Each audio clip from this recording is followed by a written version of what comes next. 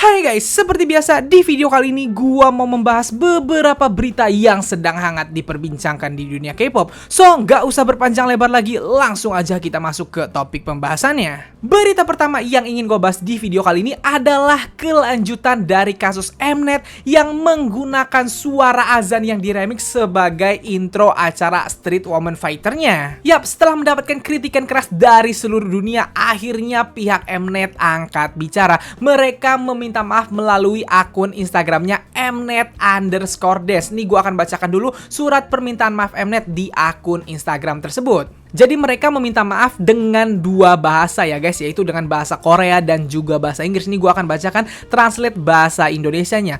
Penonton yang terhormat, atas nama tim produksi Mnet Street Woman Fighter, kami menyampaikan permintaan maaf yang tulus terkait soundtrack yang digunakan dalam pembukaan episode pertama Street Woman Fighter. Lagu tersebut merupakan soundtrack elektronik yang terdaftar resmi di situs streaming resmi. Tim produksi berpendapat bahwa suara elektronik dari lagu tersebut cocok sebagai musik latar program. Kami tentunya tidak memiliki niat lain. Kami dengan tulus meminta maaf atas ketidaknyamanan yang tidak diinginkan yang disebabkan oleh kemungkinan yang mengingat sajak tertentu. Menghargai kritik Anda, video akan diunggah ulang setelah mengganti musik latarnya. Mnet akan terus mendengarkan pendapat pemirsa di seluruh dunia. Kami menghargai minat Anda pada Mnet Street Woman Fighter Team. Nah, jadi itulah isi permohonan maaf dari tim Mnet. Ya, mereka meminta maaf secara terbuka melalui akun Instagramnya. Nah, sepertinya masih banyak juga sih fans muslim yang nggak terima karena mereka cuma meminta maaf segitu aja di akun Instagram. Tidak ada permintaan maaf secara resmi, tidak ada penayangan secara resmi, sedangkan yang marah adalah muslim di seluruh penjuru dunia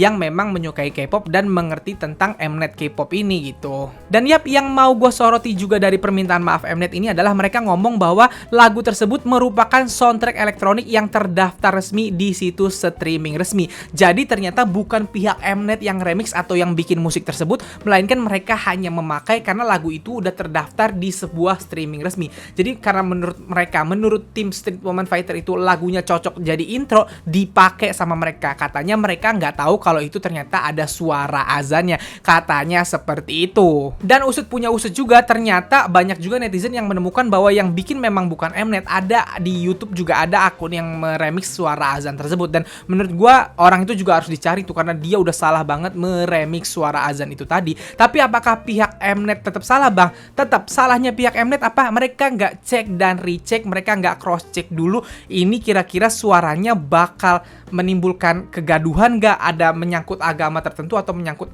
suara tertentu yang disakralkan oleh orang-orang dari negara lain nggak. Itu nggak pernah dicek sama mereka, mereka main pakai aja nih. Itu yang jadi masalah di sini. Dan tentunya karena mereka yang menayangkan dan jadi besar, mereka yang kena getahnya. Tapi sekali lagi permintaan maaf mereka tetap sepertinya belum diterima 100% sama para K-popers gitu, utamanya para fans muslim di seluruh dunia, K-popers fans muslim di seluruh dunia. Karena apa? Karena sampai hari ini Mnet Apologies itu masih jadi trending topik di Twitter guys, gak habis-habis walaupun Mnet sudah meminta maaf melalui akun Instagramnya. Permintaan maaf mereka ini sebenarnya sebagai stasiun TV yang akhirnya menimbulkan kegaduhan, harusnya permintaan maafnya juga diupload di YouTube atau ditayangin di TV gitu. Karena walaupun mereka bilang ketidaksengajaan, masalahnya yang diseret adalah kepercayaan agama orang. Seperti yang banyak di komen-komen orang. Negara Korea itu kalau udah berhubungan sama Jepang, coba ada artis atau siapapun yang kayak dukung Jepang atau mengglorify Jepang atau mereka dirasisin di Amerika, langsung ngamuk mereka gitu. Pokoknya yang berbau-bau sara mereka tuh nggak bisa disenggol karena mereka akan marah banget. Nah, begitu terbalik nih kasusnya ketika ada orang lain yang mereka rasisin atau kayak gini nyenggol agama orang, mereka harusnya marah semarah minta maaf sama seperti ketika mereka marah sama orang lain gitu. Mereka tahu rasanya digituin kan marah banget. Harusnya ketika mereka yang jadi pelaku dari negara Korea yang jadi pelaku atau institusi di Korea yang jadi pelaku, mereka meminta maaf yang bener gitu. Karena ini bukan masalah sembarangan, bukan masalah sepele, ini menyangkut kepercayaan orang banyak. Dan kita semua tahu penganut agama Islam tuh banyak banget di seluruh dunia, bukan cuma 1-2 negara, ada puluhan negara, mungkin ratusan negara yang menganut agama Islam. Jadi yang dilukai sama pihak Mnet bukan 1-2 gitu. Dan ya, gue pengen nanya sama kalian, apakah permintaan maaf Mnet melalui Instagramnya ini sudah selesai, sudah menyelesaikan masalah atau menurut kalian harusnya sih lebih prefer lagi cara permintaan maafnya? Silahkan tuliskan di komen di bawah, oke? Nah, selain itu ada satu hal lagi nih yang sebenarnya pingin gua bahas. Ketika berita ini akhirnya ramai, berita ini dibahas di berbagai media sosial, tentunya di Twitter trending, di TikTok trending, di Instagram trending, itu udah banyak yang mempermasalahkan masalah ini. Nah, yang jadi masalah sekarang adalah ketika kasus ini ke-up, beberapa orang-orang yang menyebut dirinya konten kreator yang tidak bertanggung jawab justru membahas berita ini dengan menggiring opini yang menurut gua ngaco gitu, kusut logika gitu. Kenapa? Karena akhirnya gara-gara berita Mnet yang nge-remix azan ini, yang disalahin adalah K-popers. Aneh gak? Banyak yang bilang bahwa gini, tuh K-popers udah tahu TV Korea kayak gitu, kok masih ngefans sama K-pop sih, kok masih ngefans sama Korea-Koreaan sih, ngapain sih ngefans sama mereka, udah tahu mereka seperti itu.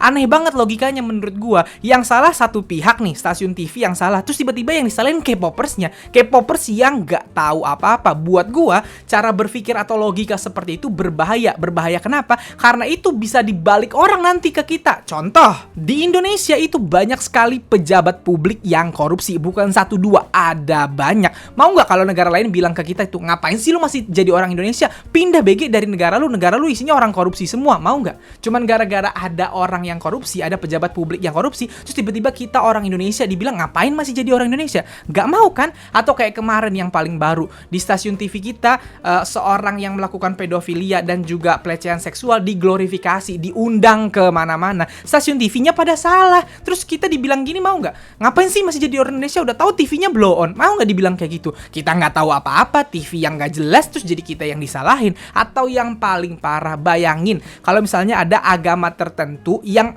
salah satu oknumnya itu jadi teroris dan dia ngebom tempat ibadah agama lain gitu. Nah, ketika dibom kayak gitu, terus tiba-tiba pihak dari agama lain ngomong ke orang-orang dari agama itu, ngapain sih lu masih menganut agama itu? Itu kan agama teroris. Mau nggak dibilang kayak gitu? Gak ada urusannya kalau yang salah satu pihak atau satu oknum, jangan seret orang-orang lain yang nggak ada urusannya sama ini gitu. Sama kayak di Mnet K-pop ini tadi, yang salah stasiun TV Mnet. Kenapa yang disalahin jadi K-popers? Si Mnet ini kan kita nggak tahu kapan dia bikin acara ini, kapan dia akhirnya make suara azan ini gitu. Kalau kita nih yang K-popers Indonesia punya hak untuk ikut dalam produksinya, pastilah kita ngomong itu suara azan, jangan diremix, jangan dipakai. Aneh banget lu bego, pasti kita akan bilang kayak gitu. Kita kan nggak terlibat, kita tautnya juga belakangan gitu. Mana kita semua tahu nih, tanya sama semua K-popers, banyak banget K-popers yang nggak suka sama stasiun TV itu juga.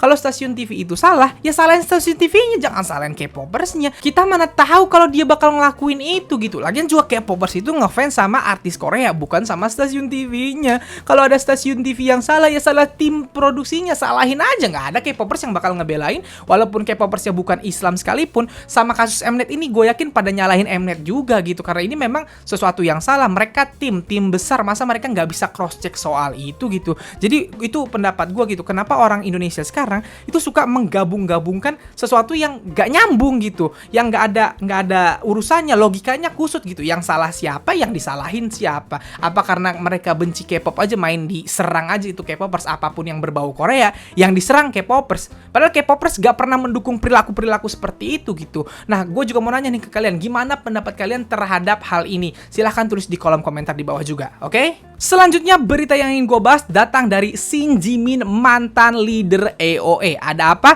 Mari kita cek dulu faktanya berdasarkan portal berita kfm.korea yang berjudul, setelah percakapannya dengan Kwon Mina terungkap, netizen berbondong-bondong meminta Jimin kembali ke AOA. Nih isi beritanya guys, pada 8 September Dispatch membocorkan dialog terkait konflik antara Kwon Mina dan Jimin. Dialog tersebut berisi percakapan antara Kwon Mina yang mengaku diintimidasi oleh Jimin selama kegiatan AOA. Jimin yang terus meminta maaf dan anggota AOA lainnya yang berusaha menengahi dan mengendalikan situasi. Pada 3 Juli tahun lalu, setelah Kwon Mina memposting di Instagramnya dan menuduh Jimin menindasnya, para anggota AOA termasuk Choa berkumpul di rumah Kwon Mina. Jimin menyatakan bahwa dia hanya menginginkan yang terbaik untuk para anggota tanpa mengetahui bahwa dia secara tidak sengaja telah menyakiti seseorang. Jimin menangis dan mengumumkan niatnya untuk meninggalkan AOA. Ketika Choa dan Hyejong mencoba menengahi konflik di antara mereka, Kwon Mina berkata oke, aku akan menerima permintaan maafnya dan berjanji bahwa dia tidak akan mengunggah lebih banyak posting di SNS-nya. Setelah kembali ke rumah, Jimin memposting permintaan maaf di media sosialnya, tetapi Kwon Mina terus menyerang Jimin. Pada akhirnya,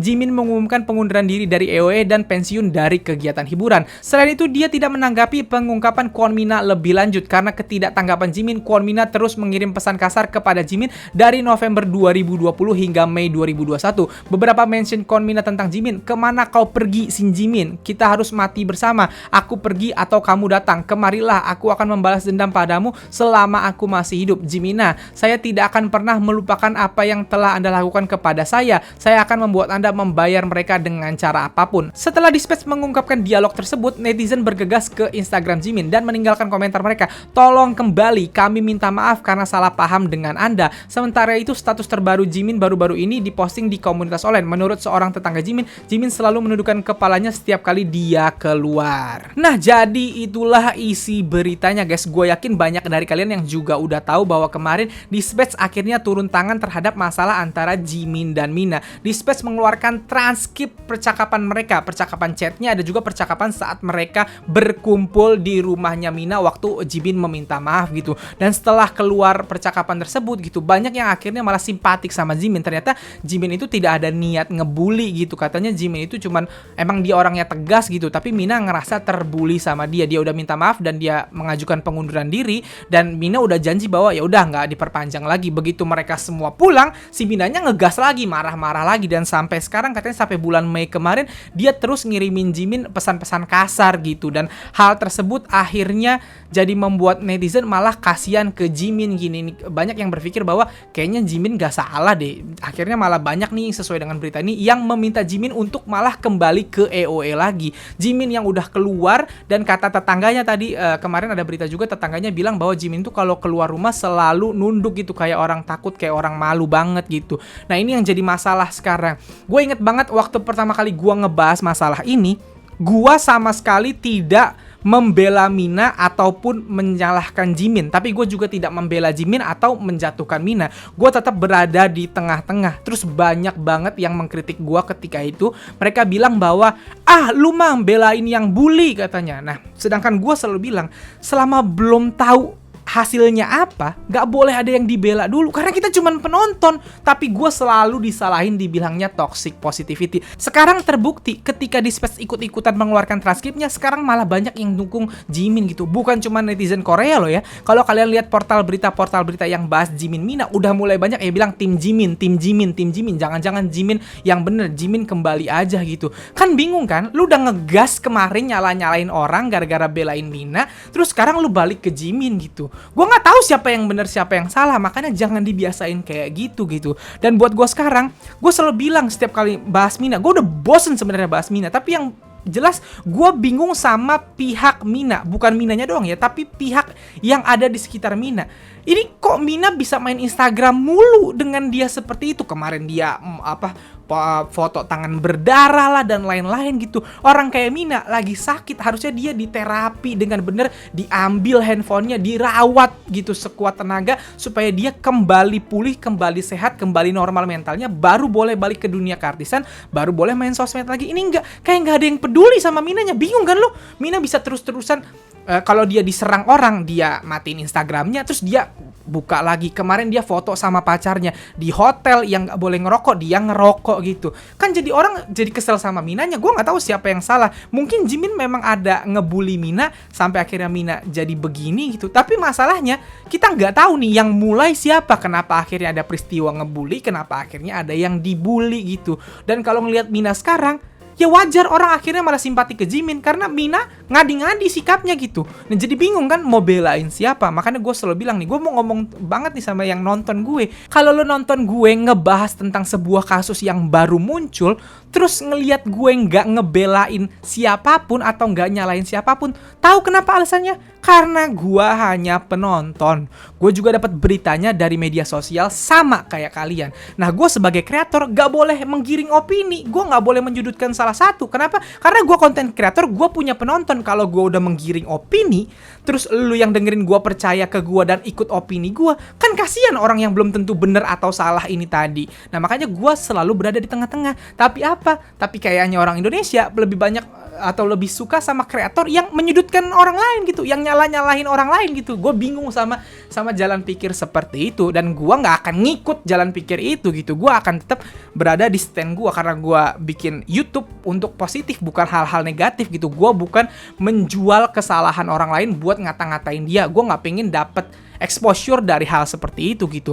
Makanya mari kita biasakan. Kecuali dia lembaga. Kalau lembaga itu memang lembaga itu isinya banyak orang dan ada kepentingan di sana. Kalau yang bermasalah adalah individu, lu nggak bisa langsung nyalahin. Individu itu kita tidak bisa salahkan sebelum dia terbukti benar-benar salah gitu. Dan dia, si individu ini nggak punya kekuatan kalau misalnya ngelawan banyak orang. Beda sama lembaga ya. Kalau yang lu serang itu adalah lembaga institusi hukum, yang lu serang itu televisi, stasiun televisi dan lain-lain, itu mereka punya tim, punya kekuatan, punya badan, punya lembaga penjaganya. Kalau individu nggak kayak gitu. Makanya kalau misalnya tiap ada skandal artis Korea, jangan salahin dulu artisnya, jangan salahin dulu si penuduhnya gitu. Penuduhnya jangan main dibelain aja, si korbannya juga jangan dibelain aja gitu. Dan jangan standar ganda. Gue suka ngeliat standar ganda. Kalau misalnya yang bermasalah cewek, langsung dibully, dibilang iya emang mukanya jahat tuh kayak gitu. Kalau yang bermasalah cowok, nggak apa-apa, kita tunggu dulu kebenarannya. Suka kayak gitu tuh K-popers. Makanya dibiasain jangan standar ganda juga. Jadi itu yang pengen gue bahas di sini.